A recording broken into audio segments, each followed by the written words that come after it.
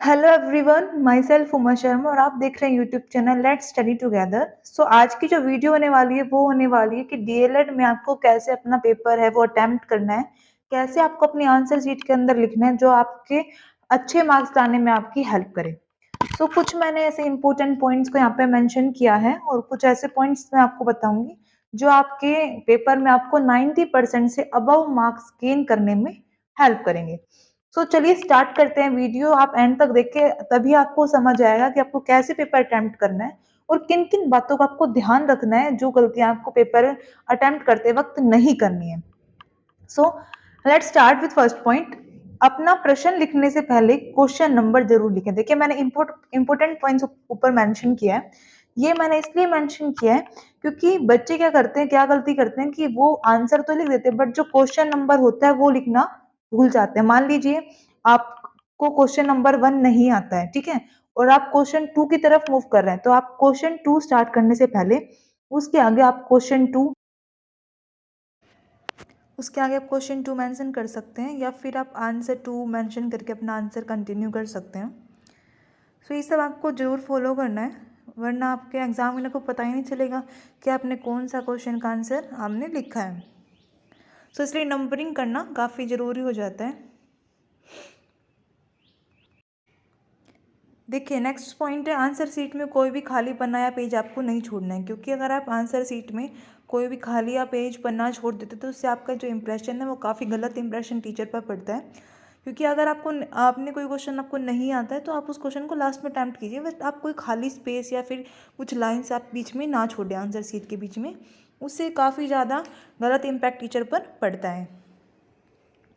समझ गए बच्चों? बात समझ में आपको क्लियर हो रही है कि कोई भी आप आंसर कंटिन्यू कर रहे हैं बट आपको आंसर नहीं आता तो आप उसको लास्ट में लिखिए। नेक्स्ट पॉइंट है, कोई एक्स्ट्रा आंसर सीट आपको नहीं दी जाएगी। जो भी आपको एक बुकलेट मिलती है वही बुकलेट आपको मिलेगी, उसमें 38 कुछ अप्रोक्स पेज होते हैं। उसके अलावा उसमें ही आपको सब कुछ अपना आंसर्स लिखना है, उसके अलावा आपको कोई भी एक्स्ट्रा शीट प्रोवाइड नहीं होगी। ये रूल्स एंड रेगुलेशंस होते हैं जिनको आपको फॉलो करना ही है, ठीक है बच्चों?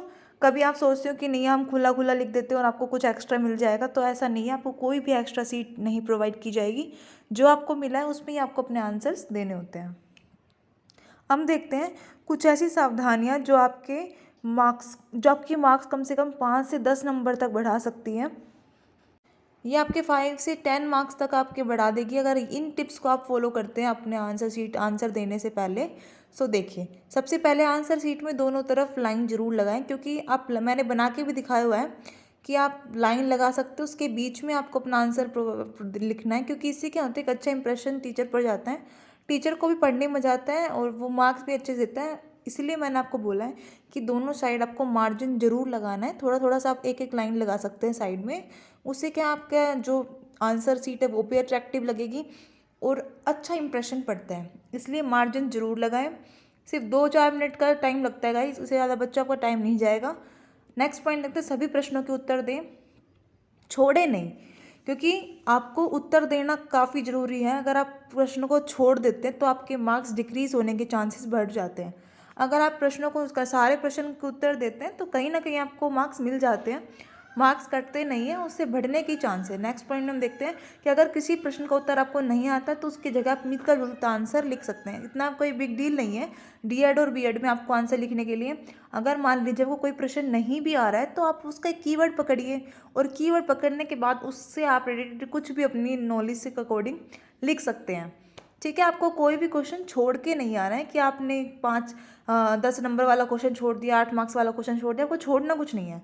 आप अपनी ओन लैंग्वेज में अपने वर्ड्स के अंदर उसको आंसर को डिफाइन करिए, खुद उसका आंसर लिखिए, आपको मार्क्स जरूर मिलेंगे, इसका बेनिफिट आपको जरूर मिलेगा। बात क्लियर हो रही है? यस।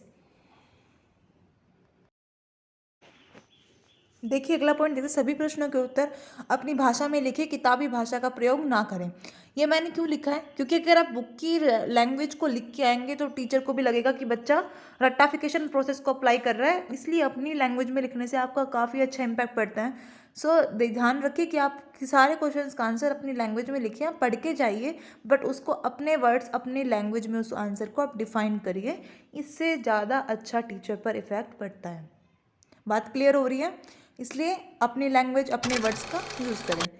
नेक्स्ट पॉइंट देखते हैं, कोशिश करें उत्तर आप पॉइंट में दें, क्योंकि पॉइंट में आंसर देना इतना अट्रैक्टिव लगता है और पढ़ने में भी टीचर्स को अच्छा लगता है। पैराग्राफ कोई भी टीचर आपका नहीं पढ़ता है, इसीलिए आपके मार्क्स कम हो जाते हैं। अगर आप, मैंने देखो बना के दिखाया 1 पॉइंट 2 पॉइंट लिख के, आप ऐसे पॉइंट मेंशन करिए। आपको सब पॉइंट्स बनाने, सब टॉपिक्स बनाने, उनको फिर डिफाइन करना है, तब आपके मार्क्स अच्छे आते हैं गाइज। 8 मार्क्स का क्वेश्चन अगर आपसे पूछा जाता है तो कम से कम आपको उसके अंदर 15 to 16 पॉइंट तो आपको मेंशन करना ही पड़ता है। पैराग्राफ का आप यूज़ नहीं करें, पॉइंट्स का आप यूज़ करें। पैराग्राफ की जगह पॉइंट्स बनाकर आंसर लिखिए, काफ़ी अच्छा आपको रिजल्ट मिलेगा। बात क्लियर हो रही है? चैनल को लाइक शेयर सब्सक्राइब जरूर करना है, वीडियो को शेयर करें। अब आप देखते हैं नेक्स्ट क्या पॉइंट है, उत्तर का परिचय एवं निष्कर्ष जरूर लिखें। देखिए ये भी एक बहुत ही ज़्यादा इंपॉर्टेंट पॉइंट है। इंग्लिश वाले इंट्रोडक्शन डालिए, कंक्लूजन डालिए, हिंदी वाले बच्चे परिचय और भूमिका लिख सकते हैं, लास्ट में निष्कर्ष। देखिए आप इंट्रोडक्शन को 3 to 4 लाइन्स में लिख सकते हैं, जो भी इसका इंट्रो होता है कि क्या आप इस आंसर में बताने वाले हैं, और जो आपका कंक्लूजन है, उसको भी आप कंक्लूजन को भी आप 4 to 5 लाइन्स में मेंशन करिए कि इस क्वेश्चन में हमने ये चीज़ लिखी है और इसका ये निष्कर्ष निकल के आता है। तो टीचर को भी लगेगा कि बच्चों को आता है, इससे आपका भी अच्छे मार्क्स इंक्रीज हो जाते हैं, मार्क्स अच्छे मिलेंगे, आपका इफेक्ट अच्छा पड़ेगा टीचर्स पे और